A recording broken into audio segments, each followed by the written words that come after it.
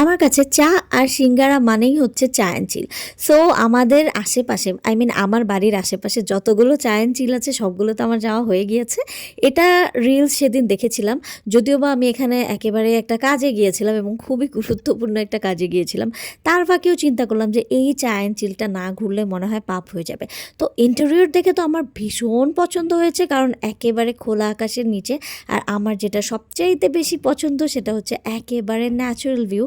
চারিদিকে হচ্ছে শুধু গাছ আর গাছ ছিল, এবং গাছগুলো এত বড় বড়, জাস্ট আকাশ দেখা যাচ্ছিল না, উপরটা ছেয়ে ছিল।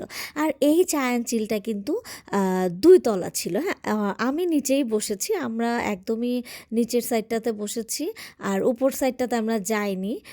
তবুও আমি উপরে গিয়ে আপনাদের জন্য ভিডিও করে এনেছি দেখানোর জন্য। বাইরে একটু গরম লাগছিল, বাট এখানে ঠান্ডার দিন, উইন্টার, এখানে অনেক বেশি ভালো লাগবে। হয়তো বা আমি সেকেন্ড টাইম যেতে পারি এই প্লেসটার জন্য, বাট খাওয়ার জন্য একেবারেই না। ওকে, তো যাই হোক, এখন কিন্তু আমি সেকেন্ড ফ্লোরে উঠে গিয়েছি। এই জায়গাটাও বেশ সুন্দর, তবে উপরেও দেখলাম ওদের একটা এসি রুম আছে, আপনি চাইলে ওখানে বসে খেতে পারবেন।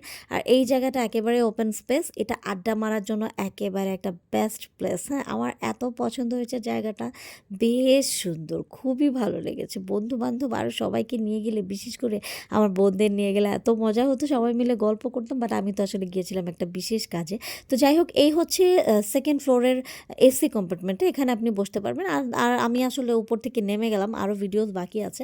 তো এখন চলেন একটু খাবারের ব্যাপারে বলি। হ্যাঁ, নর্মালি আমি এখানে যাই, চা অ্যান্ড চিলে যাই আসলে চা অ্যান্ড সিঙ্গারা খেতে, ওটা অনেক মজা। আর আমার এখানে যে খিলগাঁয়ে যেটা আছে বা বনশ্রীতে আছে, এটা খুবই ছোট, বাট এটা যেহেতু প্রিমিয়াম, এটা ভীষণ বড়। সো অন্যান্য আইটেমগুলো দেখেও না আমি নিলাম, বাট ট্রাস্ট মি, আমি এত হতাশ হলাম, খুবই বাজে ছিল। আর সারাদিন কাজ করার পর আমার চেহারা দেখেন কেমন চকচক করছে, বিকজ অফ আমি এভরিডে খুবই হেলদি ফুড খাই, মাঝে মাঝে পচা খাবার খাই। আর হ্যাঁ, আজকে একেবারেই পচা খাবার হয়েছে, কারণ এই খাবারটা একেবারে বাজে ছিল। ওরা আমাকে বলেছিল যে এটা একদম বাটার একটা নান হবে, অ্যান্ড সঙ্গে হচ্ছে বাটারি চিকেন। বাটার নানটা ভালো ছিল, বাট বাটার চিকেনটা এত বাজে ছিল, জাস্ট মনে হচ্ছিল যে সেই মান্ধাত্তা আমলের রান্না। বিকজ বাটার চিকেনের মধ্যে আমি কখনো কাউকে কোনো দিন ওই গোলাপ জল দিতে দেখিনি, বাট ওদেরটা খুবই স্মেলি ছিল, আমার মোটেও ভালো লাগেনি। তবে এই চিকেন চিজ বলটা আমার মোটামুটি ভালো লেগেছে, অ্যান্ড চিজটাও খুব সুন্দর ছিল। তো আমি ওটা তো খেয়েছি, আবার বাসায়ও হচ্ছে নিয়ে এসেছি, বাসায় যাদেরকে রেখে গিয়েছিলাম তাদের জন্য, বাসায় ওরা খেয়েও মজা পেয়েছে। তো যাই হোক, এটা মোটামুটি ভালো ছিল, খুব একটা ভালো না, মোটামুটি ভালো। ওকে, তো যাই হোক, আমি তো খাচ্ছি মজা করে, তবে খুব একটা মজা আমি পাইনি আসলে। এই হচ্ছে সেই কুখ্যাত বিখ্যাত বাটার চিকেন, যেটার মধ্যে আমি এক ফোঁটাও বাটারের স্মেল পাইনি, বরঞ্চ প্রচুর পরিমাণে গোলাপ জলের গন্ধ পেয়েছি। আর এইটা হচ্ছে ওরা নিউলি নিয়ে এসেছে, এটা কি বলে এটাকে, সমুচাটাও না একেবারে ভালো ছিল না, মজা লাগেনি। আর এই ছিল ওদের একটা ক্রিমি ফালুদা, যেটা মোটেও ক্রিমি ছিল না, খুবই বাজে টেস্ট ছিল।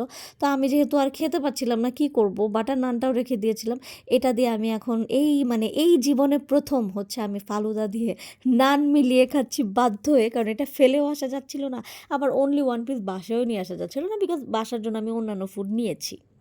অনেস্টলি বলতে গেলে এটা তেমন একটা মজা ছিল না, নুডলসগুলো খুবই মুখে লাগছিল, অ্যান্ড ফ্রুটসও খুবই কম পরিমাণ ছিল। আর বিশ্রী টাইপের একটা ম্যাঙ্গো আইসক্রিম দিয়েছিল, যেটার জন্য স্বাদ খুবই বাজে হয়ে গেছে। হ্যাঁ, তো নেক্সট টাইমে আমি তো বললামই, আমি অন্যান্য চা অ্যান্ড চিলে যাবো, স্পেশালি চা অ্যান্ড সিঙ্গারা খেতে, বাট এটাতে আমি সেকেন্ড টাইম আর আসবো না, যদি আসি প্লেসটার জন্য আসবো, দ্যাটস ইট।